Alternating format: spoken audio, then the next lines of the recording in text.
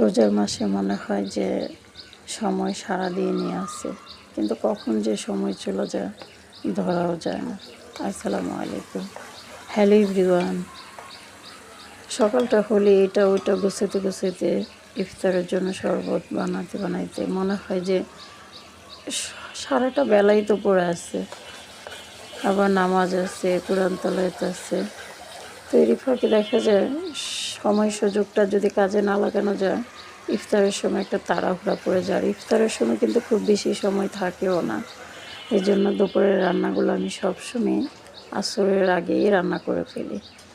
তো ঠিক সেরকম নলা মাছ রান্না করলাম টমেটো দিয়ে ঝোল। টমেটো দিয়ে নলা মাছটা আলু সিদ্ধ করে রান্না করলেও খুব ভালো লাগে, টমেটো মিক্সড করে। কিন্তু এই ঝোলটা বেশি ভালো, ভাত খেতে ঝোলটা দিয়ে এত মজা।